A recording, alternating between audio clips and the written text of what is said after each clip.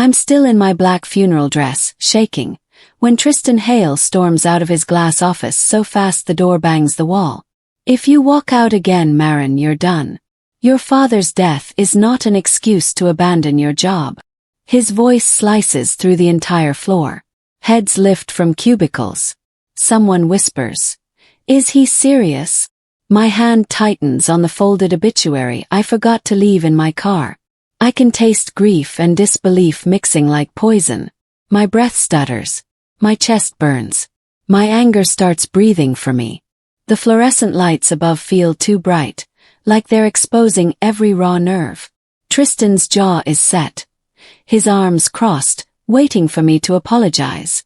For grieving. For being human. The entire office has gone silent, watching this public execution. My father's funeral was 3 hours ago. I can still smell the cemetery earth on my shoes. And this man, this CEO who calls himself a leader, thinks deadlines matter more than death. For a moment, I can't feel my legs. My father's name is still fresh on the obituary, and somehow Tristan thinks the company needs me more than I needed to say goodbye. His eyes are full of disgust, like I'm inconveniencing him. My funeral dress suddenly feels inappropriate, like I'm breaking dress code on top of grieving. Something cold and terrifying settles behind my ribs. Rage steeped in humiliation. I've worked here for 4 years. 4 years of late nights, skipped lunches, cancelled plans. I built systems he took credit for. I solved problems he created. And now, standing here in clothes I wore to bury my father, I realize something fundamental. This man doesn't see me as a person. I'm a resource, tool, something to be used until it breaks. My hands stop shaking. Not because the grief has passed, but because something harder has taken its place. Something that won't bend anymore. This is the story of how my CEO forced me to work through my father's funeral, and how I sent my resignation from inside his competitor's office. The day he tried to break me was the same day I learned how strong I could be when someone pushed me past my limit. This isn't about revenge. It's about recognizing your worth when someone tries to convince you that you have none. It's about the moment you stop asking for respect and start demanding it. Tristan thought he could bully me into submission. He thought grief would make me weak. He was wrong. What he didn't know was that losing my father taught me something he'll never understand. Life is too short to waste on people who don't value you. And I was about to show him exactly what happens when you mistake patience for weakness. This story starts with humiliation, but it ends with something better. Freedom. My name is Maren Coldwell. I used to think hard work protected you. I used to think loyalty mattered. I used to think bosses cared about humans, not just output. I used to believe Tristan's smile was real. I learned differently. Before this moment, before the funeral dress and the public shaming, I was the kind of employee companies dream about. First one in, last one out. I volunteered for impossible projects. I mentored junior staff on my own time. I believed in the mission. When Tristan praised my work in meetings, I felt proud. When he gave me more responsibility without more pay, I told myself it was an investment in my future. When he started taking credit for my ideas, I convinced myself that's just how corporate life worked. I was 29 years old, talented, and completely blind to how much I was being exploited. My father used to warn me, "Maren, don't let them take advantage of your good heart." I wish I'd listened sooner. 3 months before the funeral, Tristan started changing. Praise stopped. The criticism began. He'd walk past my desk and make comments about my posture, my typing speed, the way I organized my notes. In one meeting, he leaned over my shoulder, whispered, "You're slipping," and smiled at the room like he owned me. At the time, I thought he was stressed about quarterly numbers. Now I know he was testing boundaries, seeing how much disrespect I'd tolerate, how small he could make me feel before I pushed back. I didn't push back. I worked harder, stayed later, tried to prove whatever he thought I was lacking. Classic mistake. You can't prove your worth to someone who's already decided you're worthless. But I didn't know that yet. I just knew something had shifted, and I was scrambling to fix it. Meanwhile, Tristan watched me scramble with satisfaction. He'd created a problem just to watch me solve it desperately. During a product review meeting, he dismissed my interface design in front of the entire development team. 12 people watching as he shredded work I'd spent weeks perfecting. "This feels emotional," he said, tapping the screen with his pen. "Maren, try thinking less like a woman and more like a strategist." The room went silent. A few co-workers exchanged uncomfortable looks. One of the senior developers, Knox, shifted in his seat like he might say something. But nobody did. Not even me. I laughed it off. Made a joke about being too passionate about user experience. Tristan smiled, satisfied. He'd humiliated me, and I'd helped him do it by pretending it didn't hurt. That's how it works. They test you with small cuts first. See if you'll bleed quietly. If you do, the cuts get deeper. A piece of me curled inward that day. Something that used to stand tall learned to make itself smaller. And Tristan noticed. He always noticed. I spent 6 months developing a client management platform that would revolutionize how we handled accounts. Late nights, weekends, research, testing. I poured everything into it. When it was ready, Tristan scheduled a board presentation. "We'll present together," he said. I prepared slides, talking points, demonstrations. The morning of the presentation, he called me into his office. "Change of plans. I'm presenting solo. You'll handle the technical backup if they have questions." I stood there, confused. This was my project. My 6 months. He smiled. "Don't worry. I'll make sure they know you helped." He didn't. He presented my work as his vision, his strategy, his leadership. The board applauded him, offered him a bonus, asked about his next big idea. I sat in the back of the room, invisible. When someone finally asked who built it, Tristan said, "My team did excellent execution work." Not my name. His team. I swallowed the urge to speak. Told myself there'd be another chance. I didn't know that chance had already died. On a Tuesday morning in September, my phone buzzed during a status meeting. I glanced down and saw my aunt's name. My stomach dropped. She never called during work hours. I excused myself, stepped into the hallway, and answered. "He's gone, Maren." 3 words that ended my world. My father had been sick, but we thought we had more time. We always think we have more time. I don't remember walking back into the meeting. I don't remember what I said. I just remember Tristan's face when I told him I needed bereavement leave. He sighed. Dramatically. Like I'd asked for something unreasonable. "We're in a tight sprint. Launch is in 2 weeks. Can't you go after we launch?" He wasn't joking. His eyes were completely serious. My father was dead, and this man was asking me to postpone grief for a product launch.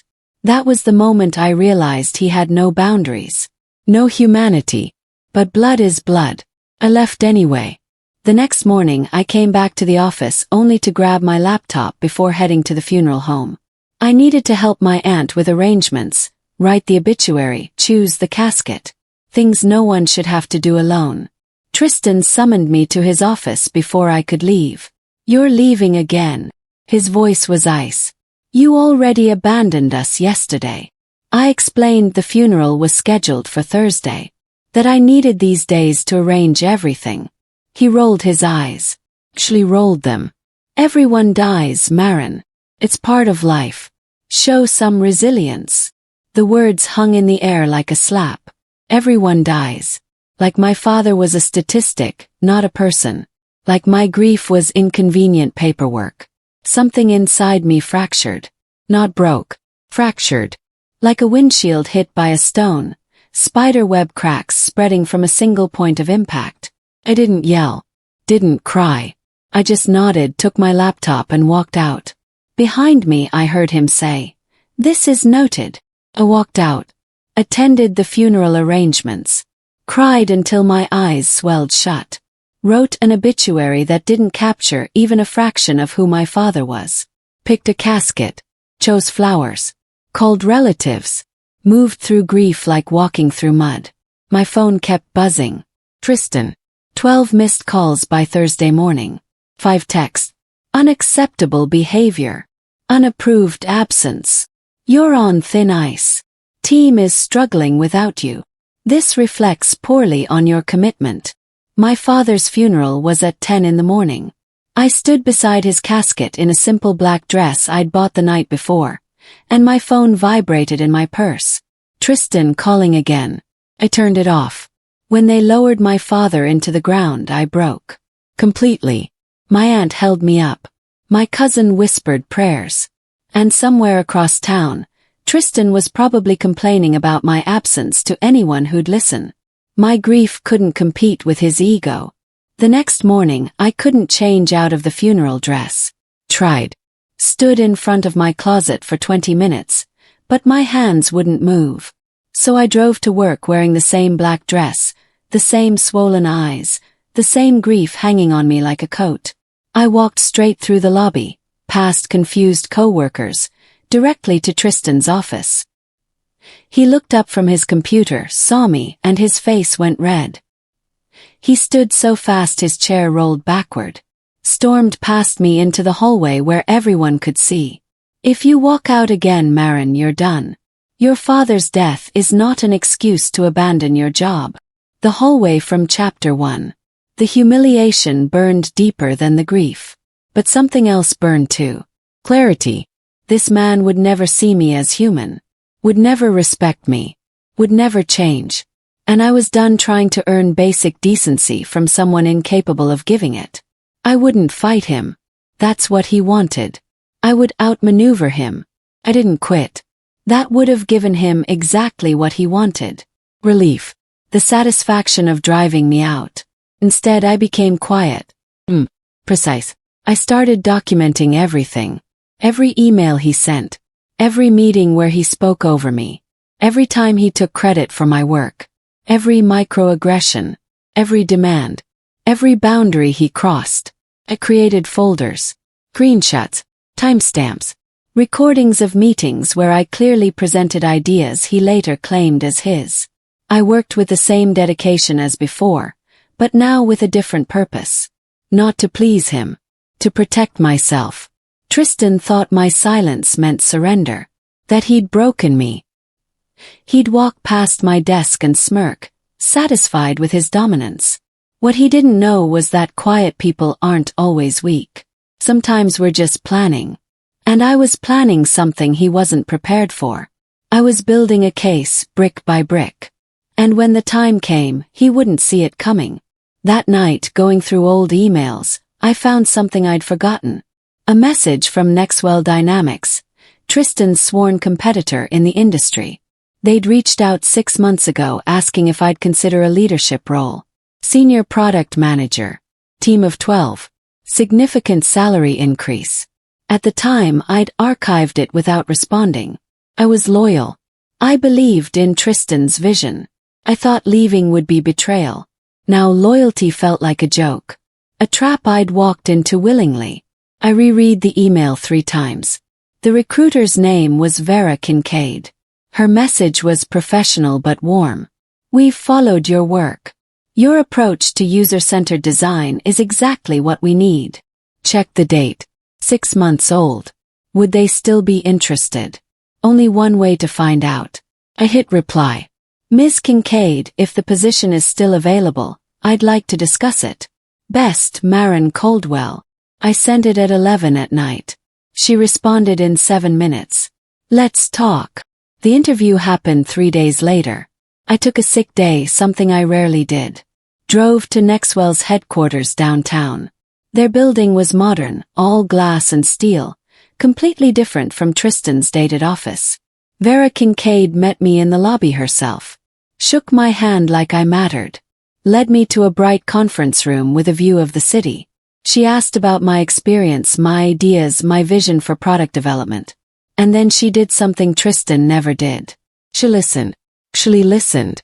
Took notes. Asked follow-up questions. When I finished explaining my platform prototype, the one Tristan presented as his own, she leaned back in her chair. Tristan didn't listen to you, did he? It wasn't really a question. I didn't answer. Didn't need to. She smiled knowingly. We would. This company values the people who do the work, not just the people who take credit for it. Something in my chest loosened. For the first time in months I could breathe fully. Meanwhile, Tristan's retaliation accelerated. He reassigned me from senior designer to junior analyst, a demotion in everything but official title. Took away my team. Moved me to a desk in the corner, away from windows. He told HR I seemed emotionally volatile after my father's death, that I needed reduced responsibility for my own well-being. He scheduled daily check-ins designed to catch me making mistakes. Asked invasive questions about my emotional state. Documented every answer. He was building his own case. Trying to create a paper trail that would justify firing me. What he didn't know was that every petty move strengthened my case. Every email he sent was evidence. Every meeting he scheduled was documented. Every demotion was recorded. I had dates, times, witnesses. He thought he was cornering me. Really, he was cornering himself. Knox, my former teammate, started slipping me information. He's telling people you're unreliable. Trying to poison the well. Thanked him. Added it to my files. HR called me in 2 weeks after the demotion. 2 women I'd never met. Faces professionally concerned. We need to discuss the concerns Tristan raised about your recent performance and emotional stability. I reached into my bag and pulled out a folder. 3 inches thick.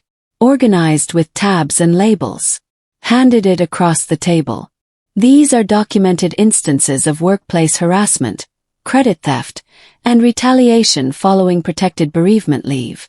Timestamps, email chains, meeting recordings, witness statements. Their expressions changed. From prepared sympathy to genuine shock. They flipped through pages. Read emails where Tristan took sole credit for my work. Saw the timeline of his behavior escalating after my father's death. One of them, Beatrice, looked up at me. Maren, this is extensive. Why didn't you report this sooner? I thought loyalty mattered, I said simply. I was wrong. They promised an investigation. Asked me to document any further incidents. Had one request. I want neutral working conditions during the review. They agreed. Tristan wasn't used to being challenged. That changed today. Suddenly, Tristan transformed. Overnight, the cruel boss became my best friend. He stopped by my desk with coffee. Complimented my work in meetings. Asked about my weekend plans. You know I rely on you, right? He said one morning, leaning against my cubicle wall. You're one of my most valuable people. His desperation smelled like expensive cologne and fear. The shift was so sharp it made my skin crawl. He knew HR was investigating. Knew I'd submitted documentation. Was trying to rebuild a relationship he'd spent months destroying. Too late. You can't unburn bridges. You can't take back public humiliation. You can't demand someone work through their father's funeral and then pretend you're friends. I smiled politely. Thanked him for the coffee. Watched him walk away thinking he'd fixed things. He was losing control and he knew it. The predator had realized his prey had teeth. And he was terrified. 3 weeks into HR's investigation, Tristan called a surprise meeting. Friday morning 9 a.m. Performance reevaluation, he called it. Everyone in the office knew what that meant. It was the meeting Tristan used when he wanted someone gone without paying severance. Build a case for poor performance. Document it in a meeting. Fire them the following week. He'd done it to 3 people in the past year. Now it was my turn. He probably thought HR's investigation would go nowhere. That corporate always protects management. That he could eliminate me before the review concluded. He sent the meeting invite Wednesday afternoon. I accepted it immediately. Then I made a call to Vera Kincaid at Nexwell Dynamics. How fast can you move on that offer? Yes. She didn't hesitate. How fast do you need us to? By Friday morning. Consider it done. That night Vera called back.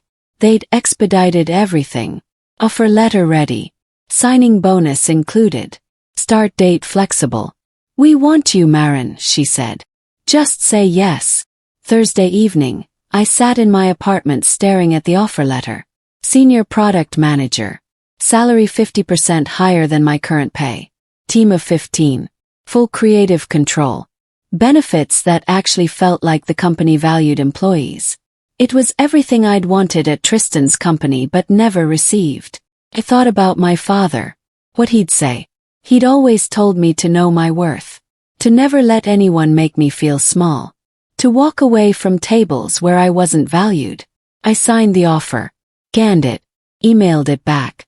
Within an hour, Nexwell's HR sent my welcome packet. Company email. Building access badge. Office assignment. Equipment list. And one message from their CEO, Landon Cross. Welcome to the team. Vera speaks highly of you. If you're comfortable with it, we'd love for you to send your resignation from our office. Tristan should know exactly where his best talent went. Smiled. First real smile in weeks. Friday morning was going to be interesting. Friday morning arrived cold and clear.